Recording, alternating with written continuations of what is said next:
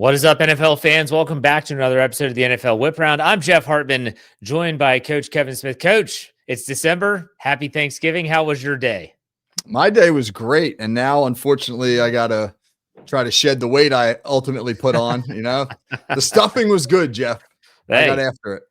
honestly, that's what you need to do. You just got to have a day where you gorge yourself. You feel good. You sit around. 3 really good football games Yep. on Thursday and also on Friday. And that's where we're going to start off with Friday's game. Black Friday, the Philadelphia Eagles hosted the Chicago Bears. And it's funny, I was with my family, my dad and my brother, and we wager $1 on all the games. And I was the only one that took the Bears getting a touchdown, and they end up winning outright. The win over the Eagles, though, does that make you a believer in Chicago? They're the first place team in the NFC and the NFC North, you name it. What are your thoughts on the Bears after that win? That was an impressive performance. 281 rushing yards. And I think an even more impressive statistic is they ran for 231 of those between the tackles. Yeah. That's against Philly, man. That's against Jordan Davis and Jalen Carter and one of the best defenses in the NFL. And they just mowed them down.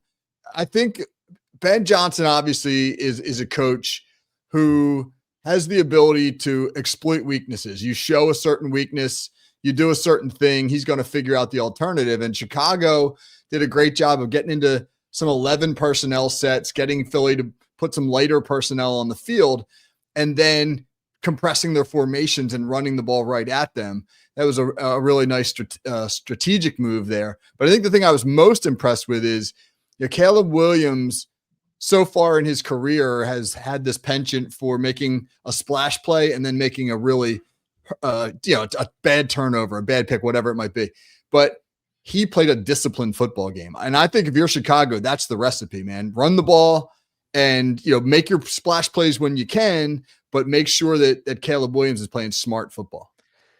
If you were to ask me, Jeff, what does this say? Does it say more about the Bears or more about the Eagles? I'm still going to say that it says more about the defending Super Bowl champions, in my opinion. This team reeks of 2023 when they had a really hot start and then faded down the stretch. And I think they made the playoffs, but they were one and done, if I recall correctly. But still, there is something off about this Eagles team. And I'm not sure what it is. I'm sure that you're hearing a lot of it there in Philadelphia territory and what they're thinking. But this Philadelphia team whether it's the inner turmoil and this coming off of a Super Bowl victory last year, Coach, makes sense of this Philadelphia Eagles team here because they seem to be reeling. Well, they turned the offense over to a first-year coordinator in Kevin Patullo, and there have been an awful lot of growing pains as far as that's concerned. There's obviously a lot of drama surrounding A.J. Brown and his targets. Now there's these reports out that Jalen Hurts was yelling at the defense to get, urging them to do their job, and that didn't sit well in the locker room. Who knows if that's correct or not? This is team drama, man. There's a lot of drama around this team, whether it comes from the head coach or obviously some of the higher profile players. I think the biggest problem, though, with Philadelphia right now is they're not making splash plays. Last year, they led the league in explosive plays. And so when you're making the explosive plays, you force defenses to back off, to play another safety high, and then you can get Saquon Barkley in the run game going. Well, they haven't been able to make the explosives this year, so teams have been able to gang up more on the run. I think that's the biggest issue. If Philly can figure out a way to get the ball down the field better, then I think that whole offense will open up. There's some rumors that Saquon Barkley might have a pretty serious groin injury, and that's why he doesn't look the same. Would you agree or disagree with that's perspective? Yeah, he doesn't seem to have the same burst, and he's not finishing runs. I mean, last year when he ran into contact, he was making 2, 3, 4 more yards almost every single time. And this year, there's not that same. So, right. So maybe he can't push off with the same type of power he had a year ago. Now, there was before we leave this Black Friday game, there was a big talking point amongst fans, analysts, pundits, you name it, all about when the Eagles had the opportunity to just kick an extra point or to go for 2. They elected to go for 2. They fail. And that just got everyone into a tizzy about the analytics. And this is what it might say, but this is what you should have done, Coach. Go back and what would you have done as the coach in that setting if you were Nick Sirianni? Yeah, there's a hot debate about this, Yes. all across social media, et cetera. I'm of the mindset that if I'm down 15 and I know I need to kick an extra point and make a 2-point conversion, I'm kicking the extra point first. I want to go down 8, particularly at that point. There was 3 minutes left in the game. So if you kick the extra point and you go down 8, hey, if we get a stop and we get the ball back, touchdown, 2-point conversion, we go to overtime. If you go for the 2 after that first score and you're down 9, you don't make it, you're down 9, game's over. Yeah. And I know, I mean, people can say all they want. Yeah, but I want that information up front to know how I have to proceed. But you're discounting the psychological impact that it makes when you don't get that 2-point conversion. The players know the game's over. They know, right? Yeah. You don't make it. We're down 9. There's 3 minutes left. They're getting the ball. Game's over. And so I just want them to play as hard as they can for as long as they can. And so if you kick the extra point and you're only down 8, you know that if we get a stop, then we go into a game-tying possession. Would the analytics actually have shown that the 2-point conversion was the correct decision, though? That's what I don't understand. Like, if people are talking about the numbers will bear out that this is the smart play, I'm with you. It didn't make any sense when I'm watching it live. It still doesn't make sense days later. I'm with you. You kick the extra point. You keep the game a 1-score game. Do you think the analytics would have said something different? I don't, I like analytics in some regards, but just like anything else, when you're dealing solely with data in a human world, you're discounting the impact of things like momentum and emotion and how people respond to adversity. There's not an analytic that can measure that. And I'm just telling you, man, you see it in guys. You miss that 2-point conversion and all the momentum you generated from the touchdown, that, all that air goes out of the balloon because you realize we're still down by more than 1 score and there's not enough time left to make that up. And I don't think analytics can measure that. All right, so let's finish this topic off with the Eagles are clearly going to probably it would take a collapse for them to lose the NFC East lead to the Cowboys.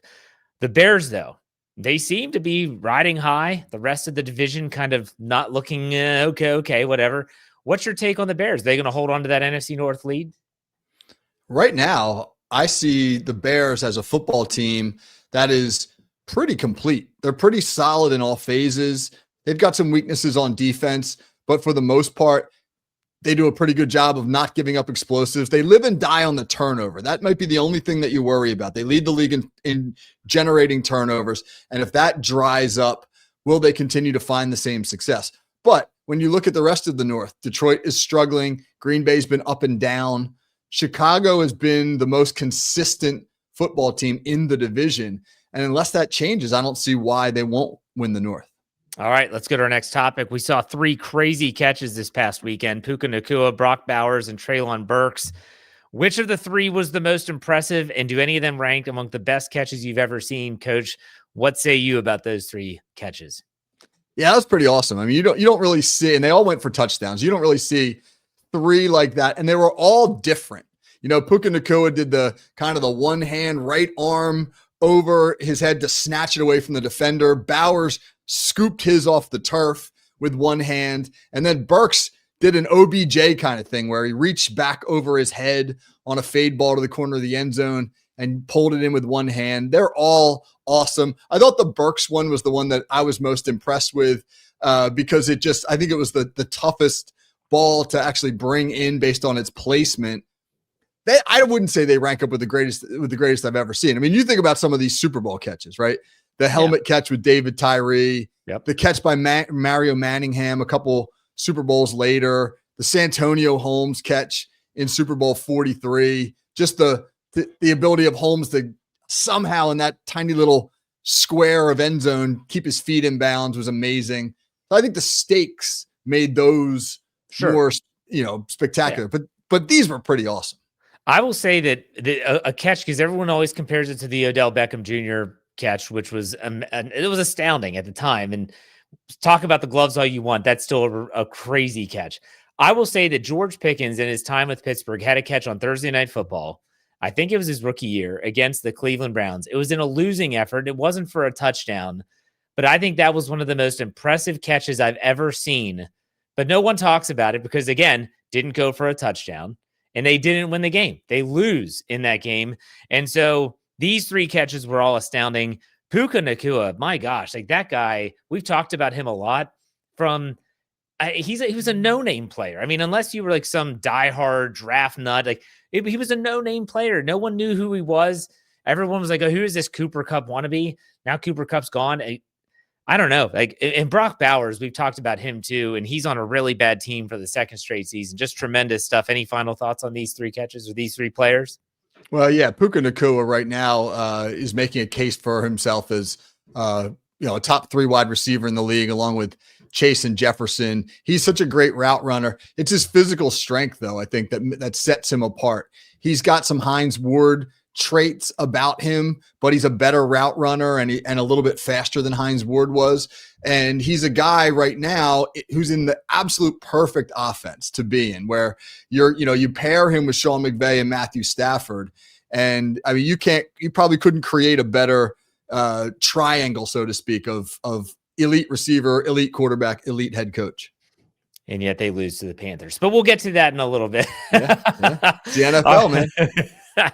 Let's talk about a division that we know well, the AFC North. I call them, it's the new NFC South. The NFC South has been the punching bag of NFL talking heads and podcasts like this for years as the worst division in football. Well, the AFC North is challenging for that crown. They're having a terrible year. No current team above 500. Looking ahead, which of these teams is in the worst shape beyond 2025? Is it the Cleveland Browns, who don't really have any real trajectory with their quarterback position? Is it Dylan Gabriel? Is it Shedeur Sanders? Is it Deshaun Watson? Who knows? Is it the Bengals with that top-heavy offense? Is it the Ravens with an aging Derrick Henry? Lamar Jackson doesn't look the same. A defense that is hit or miss. Or is it the Steelers, who look like they're treading water in mediocrity? Coach, what do you think? Well, I hate to say it, Jeff, but it might be the Steelers. And here's why. Cincinnati and Baltimore have their franchise quarterbacks. And we know in the NFL that when you've got that in place, you're generally going to put yourself in a competitive environment. Cleveland does not have their franchise guy, but they've got a really good defense, and they've won 3 games. They're setting themselves up for a top 5 pick in next year's draft. Heck, they might even wind up with a top 2 pick. I mean, it looks like Tennessee's going to get number 1, but Cleveland right now is in position to maybe get the 2nd pick in the draft. Tennessee won't need a quarterback next year. They took theirs in this past draft. And so Cleveland could be in position to have their pick of the litter, man, when it comes to the quarterback. If it's Mendoza from Indiana, man, they can get him. But where are the Steelers? They're good enough to be mediocre, but that doesn't get you into that elite area where you need to be in order to get your franchise quarterback. And so the Steelers are kind of stuck in this NFL purgatory, good enough to be mediocre, not good enough to be elite, and no real easy route to get there. That's depressing. It is depressing. It absolutely is. And you think back to even Cleveland having an extra 1st-round draft pick because of the trade that happened with the Jacksonville Jaguars last year. Like they are set up. Like if I'm a Browns fan, I'm like, okay, this sucks, but you know what? There's some bright spots at the end of this tunnel if they can get their picks right. And that's a big if. But in the Pittsburgh's case, they're looking to have to trade up if they want to go get a quarterback. They do have a lot of draft picks. They do have a lot of compensatory picks coming their way. What those are yet, we don't know. They're not solidified till the end of the season. So I have to agree with you. Which team is in the worst shape? I think it's Pittsburgh. And you throw in the fact that, and I don't know, I'll get your take on this. You think Mike Tomlin is going to coach this team in 2026? Well, that's a great question. If Mike Tomlin, you hesitated. Well, because you know why? It's the first time in Mike Tomlin's tenure where you could entertain a conversation that would be legitimate about him not coaching the team, him not being brought back. If they do bring him back, they cannot bring back the same 2 coordinators. You can't bring back that trio of Tomlin, Terrell Austin, Arthur Smith. It's been too much dysfunction. I mean, my gosh, you and I were talking before the show. The Steelers couldn't even get lined up properly on Sunday against Buffalo when the Bills were just in a basic unbalanced set. The Steelers were outflanked all game. And then when they did adjust, the adjustment was so ridiculous, Buffalo just ran the other way. Like, that's basic stuff. And so there is a fundamental disconnect between the scheme and the execution in Pittsburgh. And for me, that's on coaching. So whether Tomlin goes or the coordinators go, if Pittsburgh doesn't make significant change, then shame on them. I'm going to say right now, my prediction is he doesn't coach for the Steelers next year. And I think the Steelers are probably going to do right by him, and they're going to give him the option. Hey, like we're looking to make a move. Maybe I believe he has a no trade clause, because there are rumors that like the New York Giants would love to have him coaching there, but Jackson Dart in place and that young team. Hey, if they want to make a trade and he would want to go there and they want to waive the no trade clause, I'm sure the Steelers would be more than interested in that. But I don't think he coaches this team in 2026, and maybe he steps down. I don't see them firing him, but I do see them maybe like coaxing him into a retirement, if you know what I mean. But if that's the case and the Steelers are cleaning house, well, that changes everything, because now we have no idea what to expect. We have to see who they get. We won't go down that. We won't cross that bridge until we get to it. But the AFC North, not very good this year. Let's go to our fourth topic. The Lions, Eagles, and Colts are all playing poorly after hot starts to the season. Detroit hosts Dallas on Thursday night after they both played on Thanksgiving, while the Colts travel to Jacksonville and Philly visits the Chargers. Which of these teams most needs to win in Week 14? Coach, what do you think? Yeah, those are some great challenges for all three of those teams. Nobody has a layup of a game. I kind of feel as though the Colts need to win the most, because now Jacksonville is just a game behind them. They lose that game down in Jacksonville. I don't know how the tiebreakers shake out, but Jacksonville's in first place now. Oh, the Jaguars are they're tied right now? Yeah, but they have the tiebreaker, so they're actually in first place. Okay, so this is a legitimate first place game for those two teams. Detroit and Dallas, that almost feels like an elimination game, because the NFC, when you look at the wild card picture, I mean, you got some 3 and 4 lost teams in the wild card race there. The loser of the Dallas-Detroit game is going to have 6 losses with just 4 games to go. And that feels as though they're going to be on the outside looking in. So that's obviously a huge game for Detroit as well. Philly, I mean, they still have a little bit of cushion in the East. They would need to win more so, I think, for their own locker room than for their competition in the standings. So I would kind of rank it in order, Colts, Lions, Eagles, in terms of priority of winning. I'm not disagreeing with your rankings. I would go the same way. Justin Herbert's broken left hand will be really interesting to see what happens, because if he doesn't play, I don't know who their backup quarterback situation is in LA with the Chargers, but Philly needs to get right. And if they don't have to go against Justin Herbert, that changes everything. Even though Marion Hampton might be back and they might start running the football, it doesn't matter. They need to win to get there. I agree with your rankings 100%.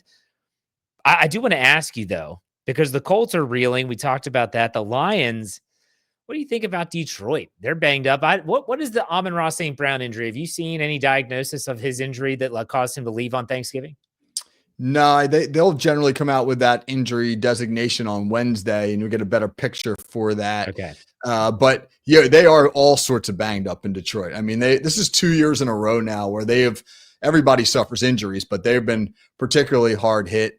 Dan Campbell took over the play calling a couple weeks ago. His first week calling plays went really well. They scored almost 40 points, had a big win. Hasn't gone as well the last couple of weeks. I'll be interested to see if he holds on to that, or maybe if he gives that back to John Morton. It's an awful lot to be the head coach and one of the coordinators. I feel like Detroit is a team that has lost some close games. They're playing a brutal schedule. If you look at Detroit's schedule, it's one of the hardest in the NFL. And so the margin, I don't think that they're as bad as they have seemed at times this year. It's just that margin in the NFL between the best teams and the next tier is so small, and they're not winning the little game. They're doing the little things to get big victories. That's a great segue into our fifth topic, and that is, you said the best teams. Who are those teams? The league is wide open right now. I don't think there's a truly dominant team in the NFL. That said, give me a team from each conference you don't think anyone will want to oppose come playoff time. Yeah, it's so hard to tell right now. Honestly, when I look at the NFC, it's very tempting to say, oh, well, it's the powers that be. Where are the powers that be? Who are they right now? Philly is sliding. Detroit is sliding. San Francisco is playing some good football, but I don't know if they're in that conversation. Honestly, would you want to go into Chicago in January to play a Bears team that runs the ball amongst the best teams in the NFL, that creates turnovers, that believes in itself? I mean, they feel right now like the best team in the NFC. I'm still going to go with the Rams. I know the Rams lost to Carolina, and that was a bad loss. You knew that these games happen, and they've happened for every team in the NFL this year. I'm still going to say that the LA Rams are a team, and especially if they're at home on the turf and they don't have to travel outside, that sets up Matthew Stafford and that whole offense. Their defense is better than most people give it credit for. I'm going to go with the Rams in the NFC. Any thought on that? Yeah, the Rams obviously are a team that has been there, done that, knows how to win late in the season, can beat you in multiple ways, run the ball, throw the ball, beat you with their defense. So you're right. That's probably, if it was the Rams at Chicago in the NFC Championship game, that'd be a hell of a football game. The intrigue of that game would be tremendous. What about the AFC? Where are you going there? I back in the preseason, I picked Buffalo to get to the Super Bowl. They have not had a great season. They've been up and down. They're another team that's been all sorts of banged up. I just had this feeling, though. Like I watched Josh Allen, I think to myself, that guy's going to get to a Super Bowl at some point. And this would be a great year to do it because the AFC is wide open, wide open. The Chiefs are going to struggle to make the playoffs. The Ravens are not what they've been for several years. Nobody believes that the winner of the AFC South is going to do much. I mean, maybe the Broncos are an issue out west, but at the same time, you still feel like, hey, I'll take my chances on Josh Allen going into Denver in the playoffs, and I'll take my chances on Josh Allen going into New England in the playoffs. It just feels to me, even though the Bills are a flawed team, like that guy's too good to not get to a Super Bowl someday. You think about the two teams you mentioned there to counter what you just said about Josh Allen, the Denver Broncos. The way they're winning is unconventional. I think it's a very fine line to walk in terms of winning with such small margins. Bo Nix has looked good. He's looked bad at times. That defense is legitimate. Then you talk about the New England Patriots. And are they what we think that they are? Are they kind of riding this high that Mike Vrabel has them on? I don't know. But I agree with you. The way the Buffalo Bills can run the ball, and they've ran the ball well all season, that travels. And if they can run the football, possess the clock, don't turn the ball over, I think they can win. And people forget this. They were going up against the Steelers pass rush, which is top 5 in terms of sacking the quarterback. They didn't give up a sack against the Steelers, and that was with 2 backup tackles and a banged up center who got hurt during the game and was playing through injury. And one quarterback hit. One quarterback hit from Patrick Queen. I agree with you. Buffalo is where I was going to go in the AFC, especially if this team starts to get hot. You do not want to face this team in the postseason. So we'll see. But man, can you ever remember a time where the NFL is this wide open? I mean, if we gave it a lot of thought, maybe, but you've had for the past 20 years, whether it was the Chiefs or the Patriots or the Colts for a couple seasons when Peyton Manning was in his prime, even the Steelers in the mid 2000s, there was always a team that just seemed to be better than everybody else. We don't have that this year. And that is, I think that makes it exciting. It's going to be interesting. This stretch run is going to be, there's going to be a lot of storylines. We'll be sure to keep tabs on that here at the NFL Whip Round. Let's finish up with not a player profile, a coach profile, and that is the biggest college coach name that is on the move. SEC to SEC, Ole Miss to LSU. Lane Kiffin is gone. Before I've third to you, Coach, I cannot believe that Lane Kiffin wanted to accept the LSU job and thought that Ole Miss would be okay with him staying and coaching the team down the stretch run into the playoffs. Like, that is the most laughable thing ever. And he's doing interviews like, "Why? I wanted to see if it would work." Are you kidding me? That is the most asinine thing ever. Ole Miss was 100% right to say, "No, we're not letting you do that." But Coach, I'll let you talk about Lane Kiffin. Yeah, and the couple hundred fans that showed up at the airport to boo him on his way, in the tarmac there, let him know exactly how they feel. This is an interesting topic because put yourself in Lane Kiffin's shoes. You've preached to your team for years. He's been the head coach at Ole Miss now for several years, built the most successful program they've ever had in that school's long history. And what have you preached? Stay here, win a championship with us. Don't go somewhere else. Don't leave. Don't transfer, which is everybody's got to preach that now in the modern portal. But now he gets his shot. He gets his opportunity to clearly go to a school that has better resources, better facilities, more money, more opportunity to recruit.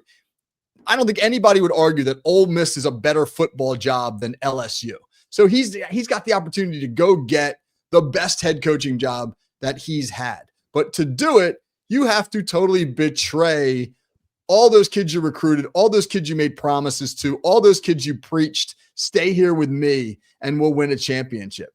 It's a hell of a dilemma. What makes it less of a dilemma? They're going to pay him like $11 million a season.